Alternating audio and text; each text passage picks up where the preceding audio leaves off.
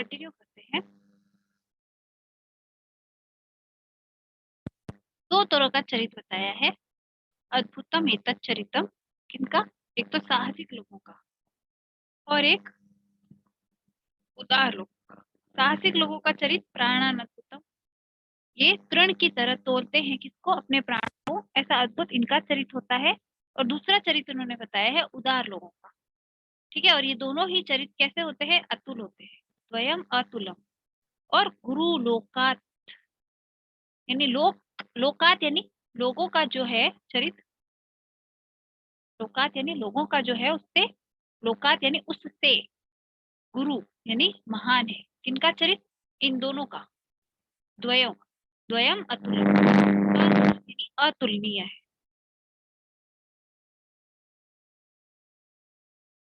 किनका अतुलनीय है? अतुलनीय है चरित्र। किनका? दोनों का। किन दोनों का? एक तो उदाहरणों का और एक साहसियों का। और क्यों? क्योंकि साहसी लोग क्या करते हैं? अपने प्राणों को तृण के समान तोलते हैं, और उदार लोग भी अपना सब काम उदारता से करते हैं। इस वजह से इन दोनों का चरित्र बाकी लोग सामान्य के चरित्र से अतुलनीय है, उसकी तुलना नहीं की जा सकती।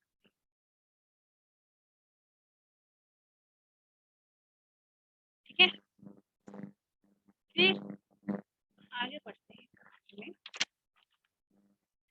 क्लेशस्यां आंग मदत्वा सुखमेव सुखानि नेह लभ्यन्ते मधुभिर्मथनाय तैराश्लिष्यति बाहुभिर्लक्ष्मी।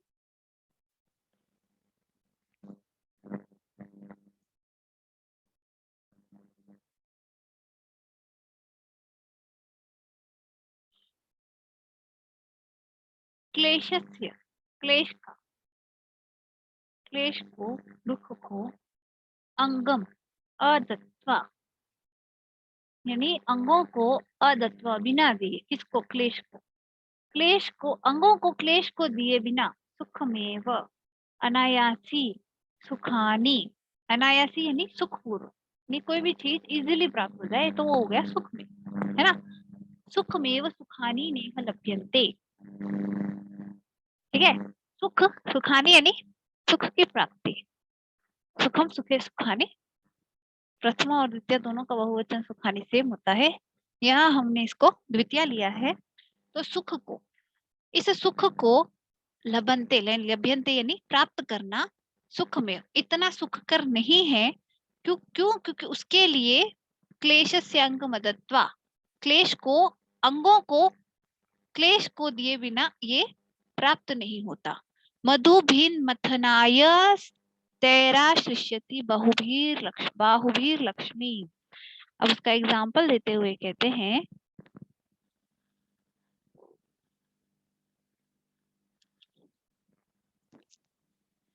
कि मधु भी मधु को, मथनायस, मधु को जिनबाहु से मारा था, मंथन किया था, मथन किया था। किसका? मधु का। बाहुभीर लक्ष्मी, उन्हीं बाहुओं से लक्ष्मी, लक्ष्मी को आश्लिष, उसका आलिंगन करते हैं। ठीक है, मतलब जिन मधु, जिन बाहुओं से, बाहु भी मधु भी, यानी जिन बाहुओं से समुद्र का मंथन किया था या मधु को मारा था, दोनों ही, मधु भी मथनाय के दो मतलब निकलेंगे।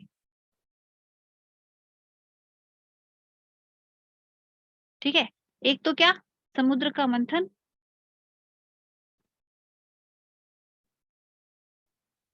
दूसरा ये जो मधु नामक दैत्य था उसका मथन। क्योंकि ऐसा कहा जाता है कि जब मधु और केटक की उत्पत्ति हुई थी तो पहले विष्णु भगवान ने उनके साथ 1000 साल तक बाहुयुद्ध किया था, उसके बाद में उनको मारा था।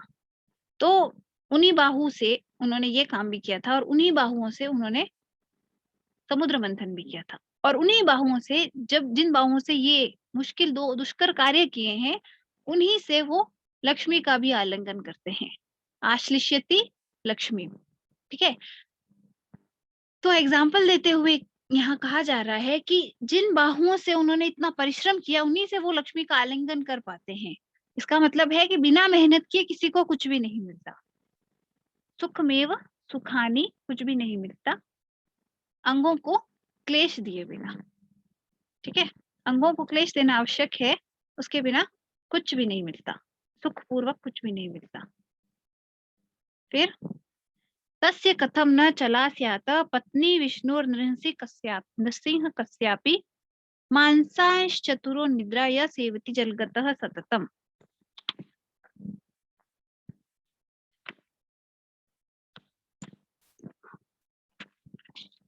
यहाँ उन्हीं की बात करते हुए चाहे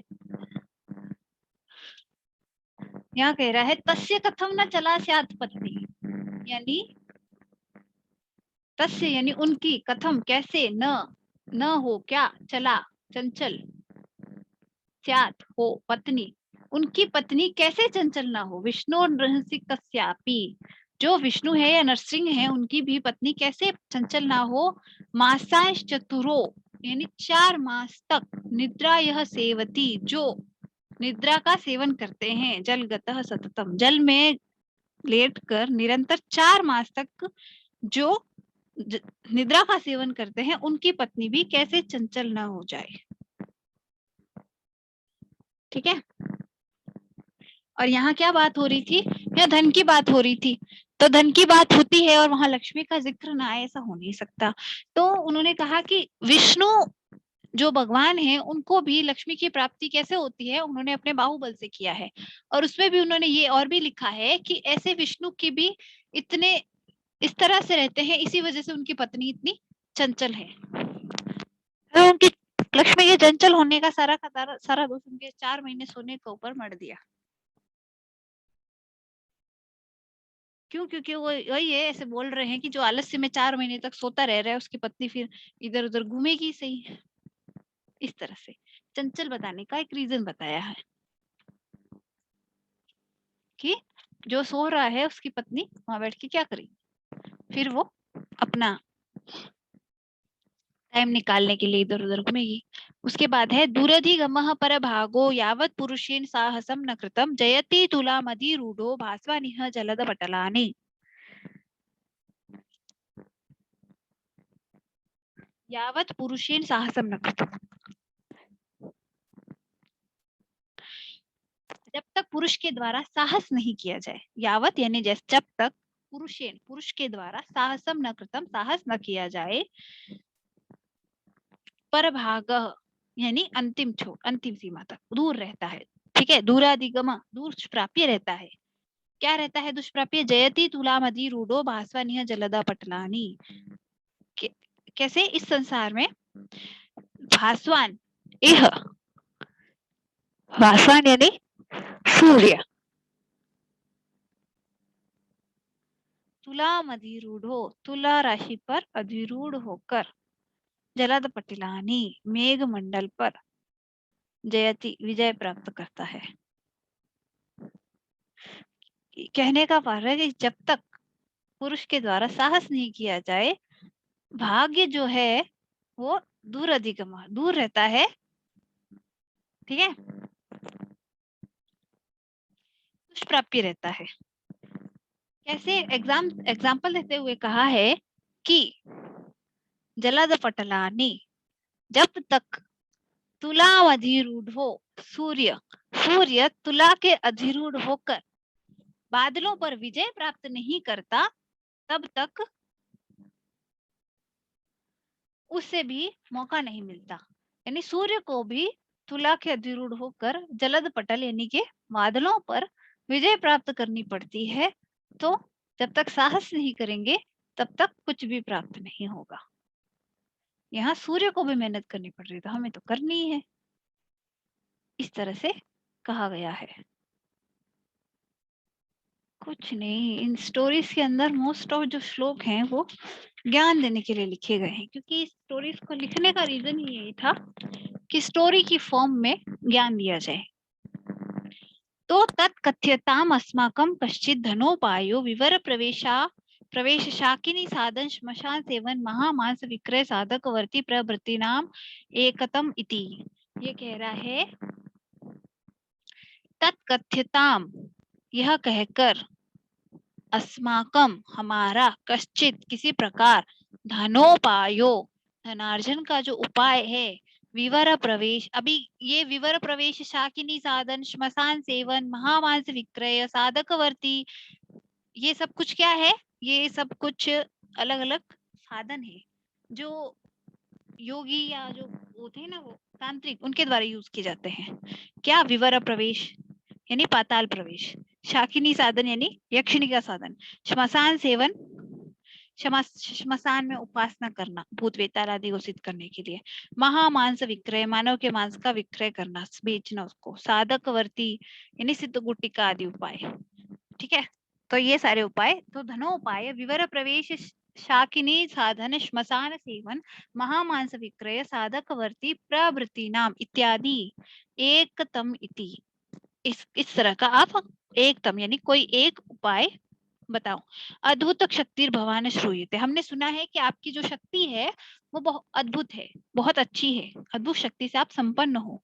वयम अप्यति साहसिका, हम सभी अत्यंत साहस से संपन्न हैं, यानी हम साहसी हैं, यानी हम करने में हिचकिचाएंगे नहीं, आप बस हमें उपाय बता दीजिए। उक्तश्च, कहा भी गया है, वहांतम एव महतामर्थम साधयितुं क्षमा, ऋते समुद्रादन्य को बिभर्ति वडवानलम। अब यहाँ एक शब्द है, यहाँ क्वेश्चन मार्क लिखा है वडवानलम, इस पे ध्यान देना, इससे संबंधित 2 नंबर का प्रश्न पूछ लिया जाता है। ठीक है, वडवानल किसको कहते हैं या वडवानल का को कौन धारण कर सकता है, इस तरह की बात। तो यहाँ कह रहे हैं महानतम एवं महताम अर्थम, बड़े लोग, महानतम यानी जो बड़े लोग हैं, एवं ही महताम अर्थ यानी बड़े प्रयोजनों को, साधयुक्तुम क्षमा साधित करने में समर्थ होते हैं। महान लोग ही महत यानी बड़ी बड़ी बड़े जो प्रयोजन है उनको सिद्ध करने में समर्थ होते हैं। ऋते समुद्रादन्य, ऋते का अर्थ है ऐसा कौन है, समुद्रादन्य समुद्र के सिवा अन्य, समुद्र के बिना ऐसा कौन है जो विभर्ती धारण कर सकता है वरवानल को, समुद्र के सिवा ऐसा कौन है जो वड़वानल को धारण कर सकता है। ठीक है, यानी कोई महान है वही बड़ा काम कर सकता है, जो कोई बड़ा है वही बड़ा काम कर सकता है। क्यों, अब एग्जाम्पल देते हुए कहा है कि समुद्र के बिना ऐसा कौन है जो वड़वानल को धारण कर सकता है। समुद्र क्या है, समुद्र है एक बहुत बड़ा पानी का स्रोत, इसलिए समुद्र महान है, और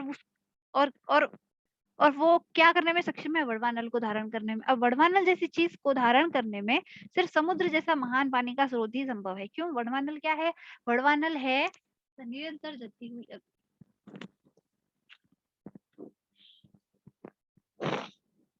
ये क्या करती है, वड़वानल यानी वड़वा बोलते हैं घोड़ी को, अनल यानी आग, ये घोड़ी की तरह चलती है एक तरीके से, और ये बहुत तीव्र होती है, इसको सिर्फ समुद्र धारण करता है।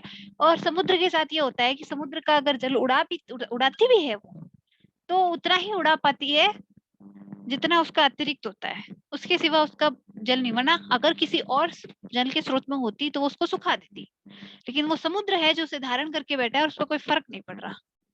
ठीक है, उसको बोलते हैं वड़वानल, घोड़ी के समान है जो आग है। ठीक है,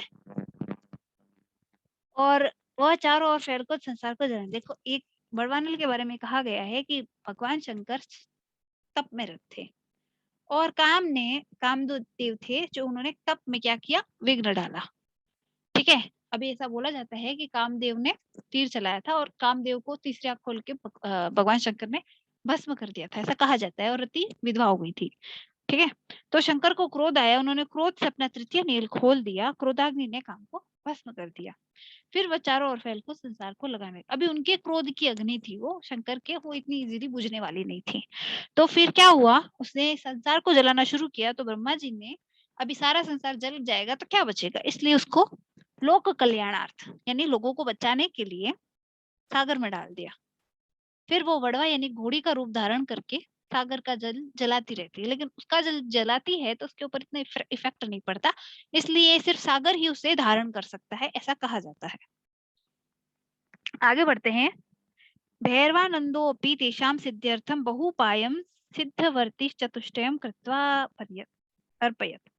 यानी भैरवानंद ने भी तेषां सिद्ध्यर्थम उनकी सिद्धि का उपाय करने के लिए बहुपायम बहुत उपायों वाली सिद्धिवर्ती चतुष्टयम यानी 4 सिद्ध गुटिकाओं को अर्पयत प्रदान किया।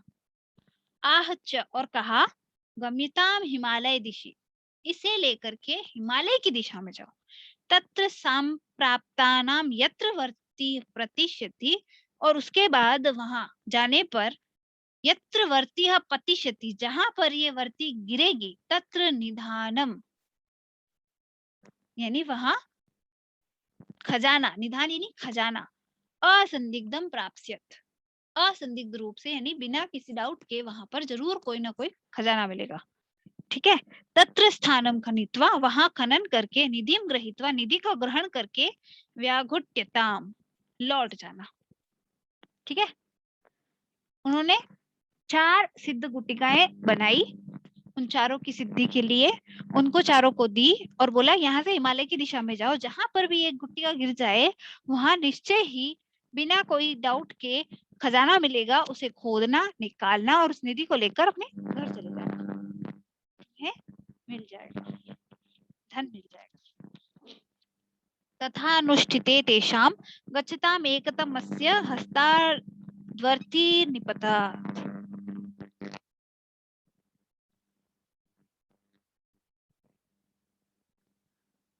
तो ऐसा सब कुछ जैसा उन्होंने बोला था वैसा वैसा करते हुए तेषाम वो सभी गच्छताम एकतम से एक साथ गए, हस्ताद्वर्तिनी तो उनमें से जो वो सभी चले गए और उनके में से एक के हाथ से, एकतम से किसी एक के हाथ से, हस्ताद हाथ से, वर्ती निर्पता वर्ती गिर गई।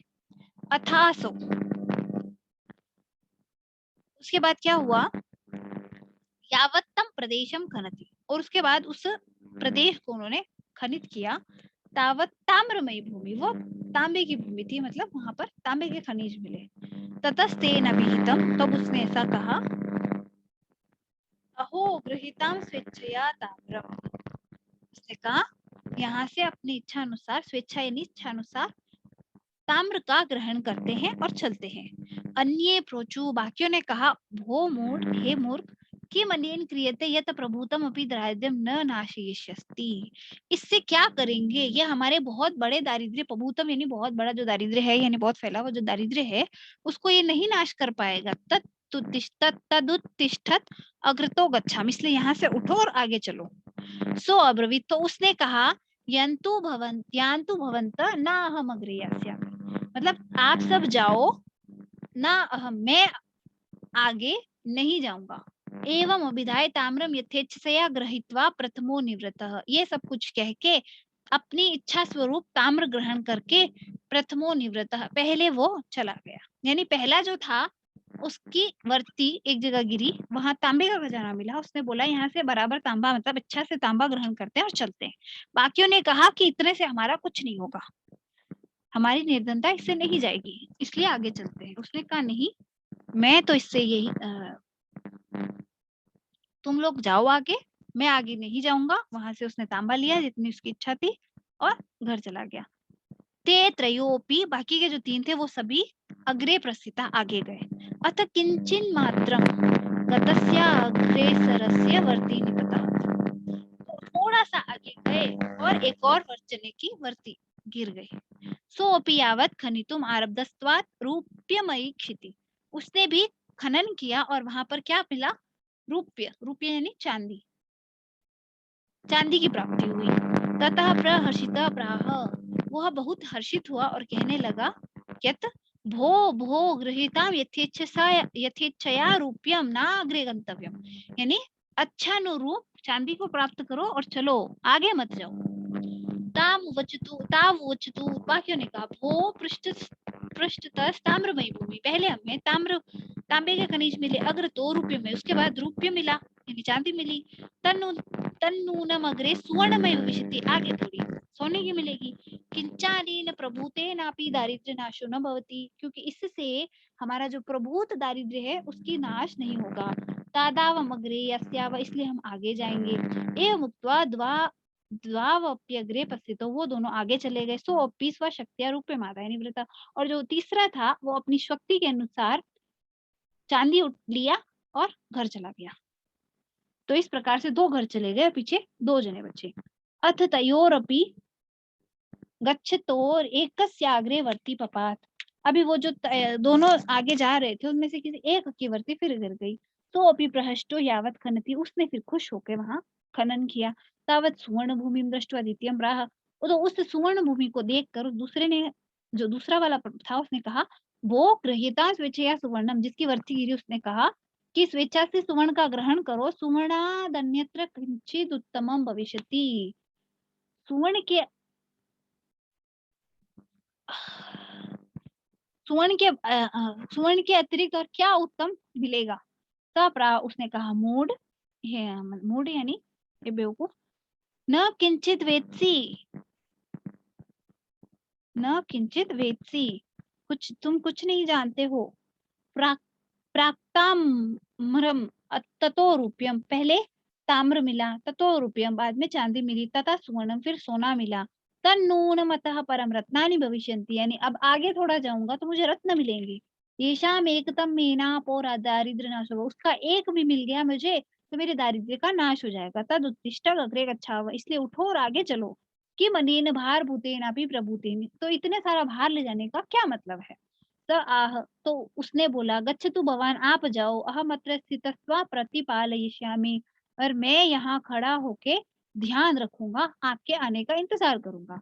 तथा अनुष्ठिते सोपि गच्छे नेकाकी, तो वहां वो तो रुक गया और वो जो दूसरा था वो अकेला आगे चला गया।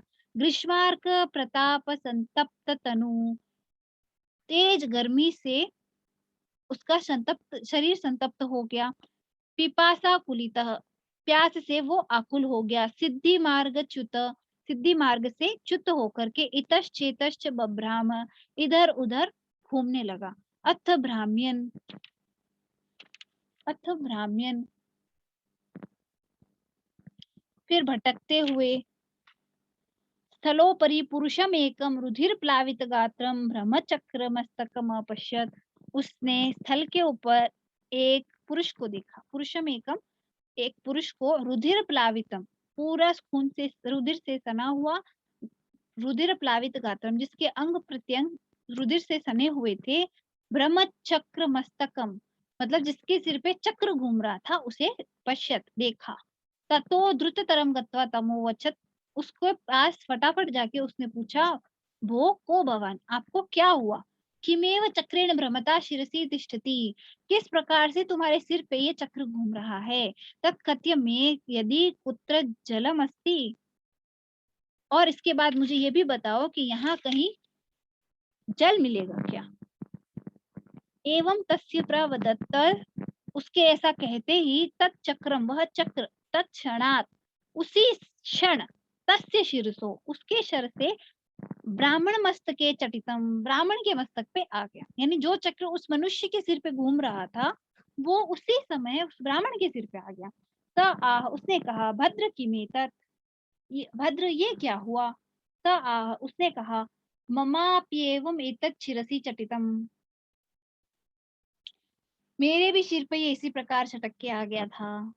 तो उसने पूछा तत्कथय कदैतदुत्तरश्यति महति में वेदना वर्तते, तो ये कैसे उतरेगा। तत्कथय, तो मुझे बताओ, कद एतद, कब यह उत्तरिष्यति उतरेगा, महति में वेदना वर्तते, मुझे बहुत वेदना हो रही है। महति यानी बहुत ज्यादा, में यानी मुझे, वेदना वर्तते वेदना हो रही है। तो उसने जवाब दिया, स आह यदा त्वमिव, जब त्वमिव तुम्हें, कश्चिद धृत सिद्ध वर्तिरेव आगत्यत, कोई तुम्हारी तरफ सिद्ध वर्तिका लेकर आए।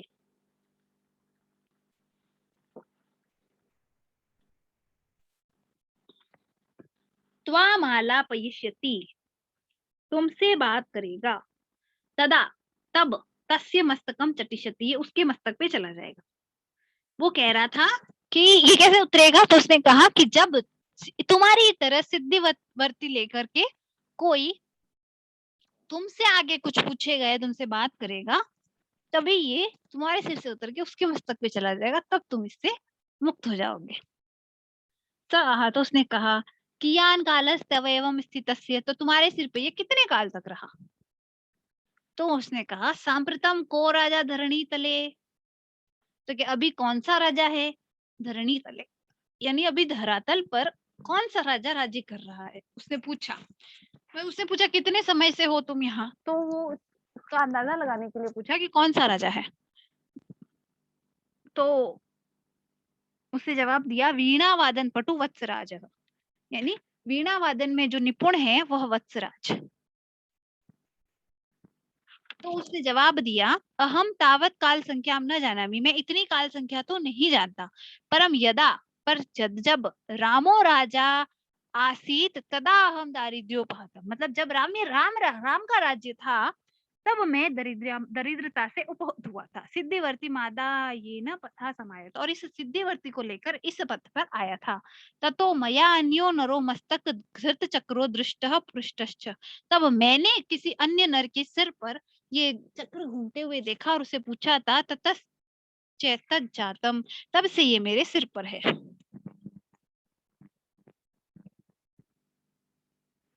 ठीक है, तो उसने वापस पूछा भद्र के हे भद्र कथम तवैव स्थितस्य भोजन जल प्राप्ति राशि, कि जब तक ये तुम्हारे सिर पे था तब तुम्हें भोजन और जल की प्राप्ति कैसे होती थी?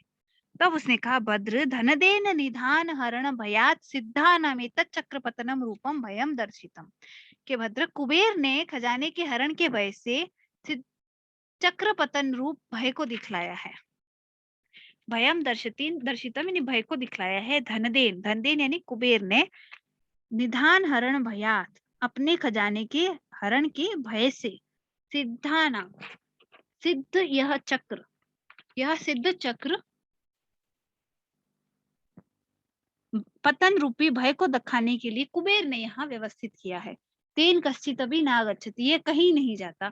यदि कश्चिद आयाति तत्क्षुत पिपासा निद्रा रही तो जरा मरण वर्जिता केवल एवं वेदना अनुभवती इति, अगर ये किसी के सिर पे आ जाए तो वह मनुष्य क्षुत पिपासा निद्रा रही, तो उसको भूख प्यास और निद्रा नहीं लगती। जरा मरण वर्जित, जिसको जरा और मृत्यु नहीं आती। केवल ही वेदना का अनुभव करता है, वो वेदना अनुभवती इति तदा यापय माम स्वग्रहामि, तो अब आज्ञा दो मैं अपने घर जाता हूँ। तद आज्ञापय मुझे आज्ञा दो, माम स्वग्रह है मैं घर जाता हूँ, इत्युक्त का बताओ, ऐसा करके वह चला गया। तस्मिश्चर्यति, ऐसा कहकर चला गया। स सुवर्ण सिद्धि तस्यान्वेषण परस तत्पद पक्त्या यावत किंचित वनांतरम आगच्छति, तो वो जो सुवर्ण सिद्ध था उसका दोस्त, वो उसका वेट कर रहा था, तो वो उसकी खोज करने, तस्य अन्वेषण परस मतलब उसके अन्वेषण की खातिर यानी उसकी खोज करने के लिए तत्पद पंक्तियां, उसके पद पंक्ति यानी उसके पैरों के जो निशान थे उसकी तरफ यावत किंचित वनांतरम आगच्छति, किसी प्रकार से उसके पदों के निशान पद चिन्हों के पीछे पीछे उस तरफ आया। तावद रुधिर प्लावित शरीर तीक्ष्ण चक्रेण मस्तके भ्रमता सा वेदनः, तो उस रुधिर प्लावित शरीर वाले तीक्ष्ण चक्र मस्तक पे भ्रमित होते हुए सा वेदना, वेदना से युक्त क्वणनुपविष्ट तिष्ठति ददर्श, और उसे वहां बैठे हुए देखा। ततः तत्समीपवर्तिना भूत्वा, उसके पास गया, सवाष्पम पृष्ठः, और आंखों में आंसू लेकर पूछा भद्र की मेतत, ये सब कैसे हुआ? उसने कहा विधि नियोग, विधि का विधान है। तो उसने पूछा कथम तत्, कथम तत् किस प्रकार से, कथय कारण में तस्य, इसका क्या कारण है। सो अपि तेन पृष्ठा सर्वम चक्र वृत्तांतम कथय, तो उसने उसके पूछने पर सभी का सभी चक्र वृत्तांत कह डाला। तत् श्रुत्वा असौ तम विगर्ह यद्दितमः, तो उसने ये सब कुछ सुनकर ये कहा भो हे निषिद्धस्त्वम, मैंने तुम्हें निषिद्ध किया था, मया अनेक शो, मेरे द्वारा, त्वम यानी तुम, मेरे द्वारा अनेक बार निषिद्ध हुए थे, न शृणोषि मे वाक्यम, और तुमने मेरे वाक्य को नहीं सुना था। तब किम क्रियते, अब क्या किया जाए। विद्यावान अपि, विद्यावान होकर, कुलीनो अपि, कुलीन होकर, बुद्धि रहित, तुम विद्यावान और कुलीन होकर भी बुद्धि से रहित हो। अथवा साध्विदम उच्यते, या ऐसा सही कहा गया है। क्या वरम बुद्धिर्न सा विद्या, विद्या या बुद्धि उत्तमा, यानी बुद्धि और विद्या में से क्या वर है, बुद्धि है। विद्या या बुद्धि उत्तमा, विद्या से बुद्धि उत्तम है। बुद्धिहीना विनिश्यन्ति, बुद्धिहीनों का विनाश होता है। यथा ते सिंहकार का, जैसे कि सिंह कारक का हुआ था। सिंह कारक यानी जिन्होंने सिंह बनाया था। तो यहाँ सिंह कारक मूर्ख ब्राह्मण कथा की शुरुआत इस श्लोक से होती है, जो हम नेक्स्ट क्लास में पढ़ेंगे। अभी की क्लास में कुछ समझ में नहीं आया हो तो सवाल पूछ लीजिए। मैम आया समझ में, एक बार और रिवाइज इसको देख लेंगे तो क्लियर हो जाएगा। अब मैंने पुरानी पंचतंत्र की क्लासेस में बता रखा है कि प्रश्न किस तरह से आते हैं, ठीक है। और प्रश्नों से संबंधित और कोई डाउट हो तो मुझे फिर कभी ग्रुप चैट में या किसी क्लास में पूछ लेना। जी मैम।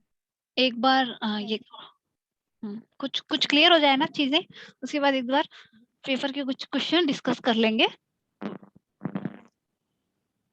तो आज मैम ये वाला जो स्टोरी था आज, मतलब आप पढ़ाए तो समझ में आया है, मतलब एक बार और देख लेंगे तो फिर और क्लियर हो जाएगा पूरा। एक्चुअल में यूजुअली एग्जाम या के तो लिए। स्टोरी पूछी जाती है, या श्लोकों की व्याख्या पूछी जाती है, और या फिर 2 नंबर के क्वेश्चन पूछे जाते हैं। ये जो आप अभी बताई थी कि इस जो ऊपर ये वर्ड आप हाईलाइट की थी, वड़वा। वड़वानल, हाँ वड़वानल। हाँ, तो इसको 2 नंबर में पूछ कैसे पूछते हैं मैम? जैसे ये है वड़वा और अनल। पहले शब्द बता देती हूँ। वड़वा यानी घोड़ी होता है, और अनल यानी आग होता है। अभी यहाँ वड़वानल शब्द आया है तो इसका ये पूछ सकते हैं कि इसको धारण कौन करता है। तो श्लोक में प्रॉपर लिखा गया है कि इसे धारण कौन करता है, समुद्र धारण करता है, क्योंकि सिर्फ समुद्र ही इसे धारण कर सकता है। ठीक है। प्रॉपर प्रश्न हाँ अगर मैम। पूछा जाए तो ये पूछा जाता है, पहला प्रश्न यही आता है, वड़वानलम वाला ये। हाँ मैम, ये हाँ हाँ ठीक। ठीक है। और अगर रेयर है दूसरा प्रश्न पूछा जाना, लेकिन वो प्रश्न बनता है कि वड़वानल होती क्या है। जी मैम। तो ये ऐसी अग्नि है जो कभी शांत नहीं होती, और ब्रह्मा ने इसे समुद्र में डाल दिया था ताकि संसार को न जला दे। यस ठीक मैम, है। ये समझ में आया था आपको जो। Yes ma'am. Hmm, thank you ma'am. Okay. Good night ma'am. Good night.